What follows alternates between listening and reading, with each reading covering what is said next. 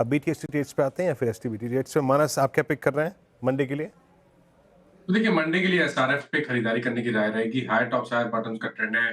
Fresh breakout charts में देखने को मिला है। वॉल्यूम बेहतर देखने को मिल रहे हैं। तो आई थिंक पिछले हाई को स्टॉक टेस्ट कर सकता है। तो एसआरएफ के फ्यूचर में खरीदारी करेंगे।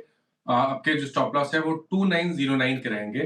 करंट लेवल्स पे खरीदारी कर रहे हैं तो आपके टारगेट करीब-करीब 3000 के रहेंगे। ठीक है। सातवतेज जी, आपने क्या पिक किया है कल के लिए? श्रेया जी, देखिए मैं पेंट स्टॉक में से एशियन पेंट लेके जाऊँगा। कल और परसों में मोमेंटम आया था, आज थोड़ा पॉज़ है, लेकिन I think this is a buying opportunity. 2250 के ऊपर बाय साइड का ट्रेड अभी भी इंटैक्ट है। तो 2225 का स्टॉप लॉस रखे लॉन्ग करे एशियन पेंट। मेरे मेरे हिसाब से इसका जो नेक्स्ट टारगेट होगा, वो रहेगा करीबन 2340 से 2360। तो यहाँ से एक 100 पॉइंट का और एक स्विंग बाकी है, ऐसा लगता है चार्ट में। गाबा सर, आप क्या पिक कर रहे हैं? आई थिंक लॉन्ग, और वो रहेगा नेस्ले इंडिया। ट्रेड कर रहा है 2236 पर नेस्ले इंडिया।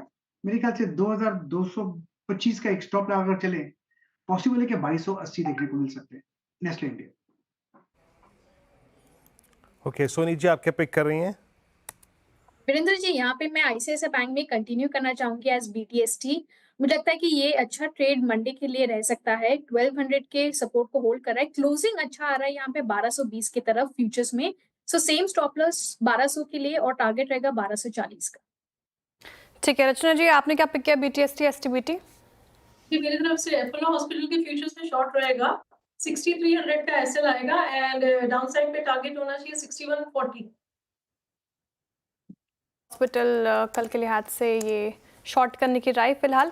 अब बात करते हैं मार्केट का पंचनामा की। देखिए 335 पे CNBC आवाज़ के सभी सोशल मीडिया प्लेटफॉर्म्स पर, एक्स, इंस्टाग्राम, ट्विटर और यूट्यूब पर आप हमारे साथ जुड़ सकते हैं, अपने सवाल पूछ सकते हैं और जो फिलहाल अभी सवाल आए हैं उसको कुछ एड्रेस करने की कोशिश करते हैं।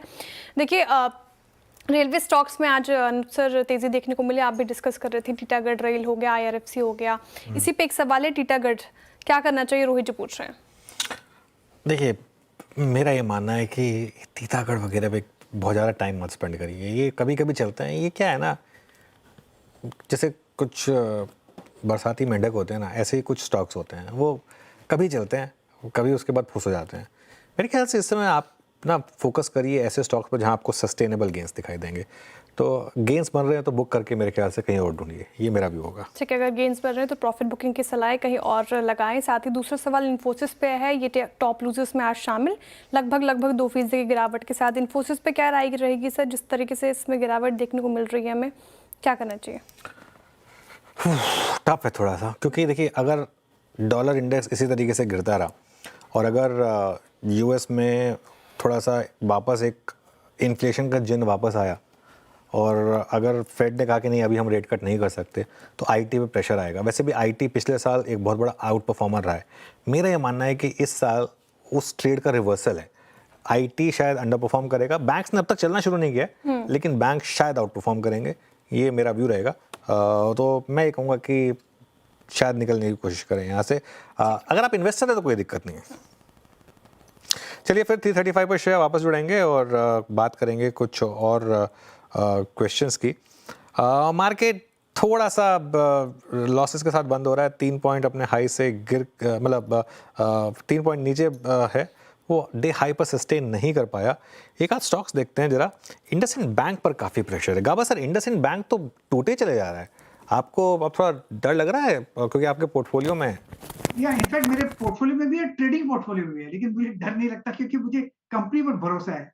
लेकिन यस, वीक है, बिल्कुल वीक है, और मैं मानूंगा कि इसमें और भी वीकनेस देख सकते हैं, क्योंकि जैसे लेवल्स आ रहे हैं, मुझे शक नहीं होगा, आई वुडंट बी सरप्राइज अगर मुझे 800 भी मिल जाए तो।